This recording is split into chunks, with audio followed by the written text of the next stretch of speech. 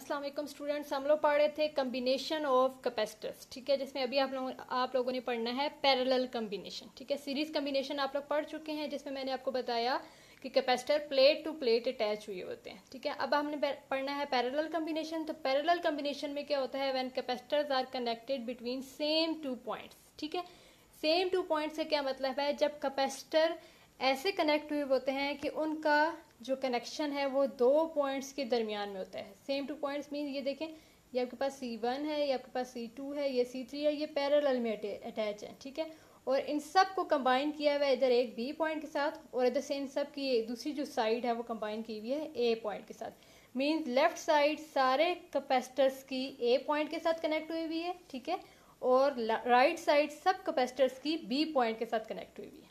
ठीक है जी, तो यह इस वजह से कहा हुआ है when two or more capacitors are connected between the same two points in a circuit then it is called parallel combination of capacitors. ठीक है जी, अब चलते हैं कैपेसिटर्स की बात करते हैं, वो पोटेंशियल डिफरेंस की बात करते हैं और चार्ज की बात करते हैं। तो यहाँ पे देखें आप लोग कि इसमें वोल्टेज मीन्स पोटेंशियल डिफरेंस सब कैपेसिटर्स का सेम होगा।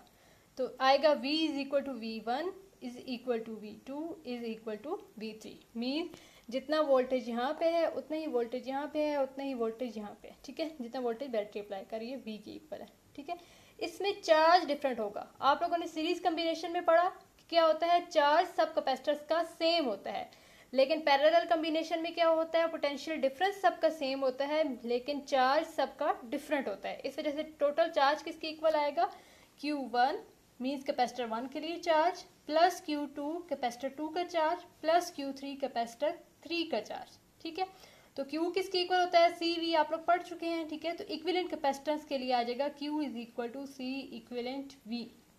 ठीक है जी, तो यहाँ पे हम लोग वैल्यूज प्लेस कर देते हैं। तो क्या आ जाएगा, Q की जगह क्या आ जाएगा, C इक्विवेलेंट V, Q1 की जगह C1V, Q2 की जगह C2V, इसी तरह Q3 जो है उसकी जगह आ जाएगा C3V। तो V तो सबके लिए सेम है, V कॉमन आ जाएगा, तो ये बच जाता है C1 plus C2 plus C3। तो यहाँ से क्या रिजल्ट डिराइव हो रहा है, यहाँ से ये डिराइव हो रहा है कि C इक्विवेलेंट किसकी इक्वल है, C1 plus C2 plus C3। Means equivalent capacitor किसकी इक्वल है, सब कैपेसिटेंस का सम। ठीक है, और इसमें इक्विवेलेंट कैपेसिटेंस की मैं एक चीज बता दूं, equivalent capacitance of parallel combination is always greater, या हम लोग कह सकते हैं लार्जर देन इंडिविजुअल कैपेसिटेंस। ठीक है, सीरीज कॉम्बिनेशन में मैंने क्या बताया था कि इक्विवेलेंट कैपेसिटर हमेशा कैपेसिटेंस जो होती है वो हमेशा बाकी कैपेसिटेंस जो कॉम्बिनेशन में अटैच है उनसे स्मॉल होती है। ठीक है, तो यहाँ पे ईच कैपेसिटेंस से इक्विवेलेंट कैपेसिटेंस लार्ज होगी। कैसे, यही वाली एग्जांपल जो मैंने पिछली दफा सीरीज में दी थी मैं अभी आपको देती हूँ इस पैरेलल कॉम्बिनेशन में। तो ये आ जाता है C1 आपके पास अगर 1 फेरेड है कैपेसिटर 1 के लिए, कैपेसिटर 2 के लिए 2 फेरेड कैपेसिटेंस है, इसी तरह कैपेसिटर 3 के लिए 3 फेरेड कैपेसिटेंस है। ठीक है, तो इक्विवेलेंट कैपेसिटेंस किसकी इक्वल होगी, C1 plus C2 plus C3। तो अगर यहाँ पे आप 1, 2 और 3 वैल्यूज प्लेस करें तो ये किसकी इक्वल आ जाता है, 6 फेरेड।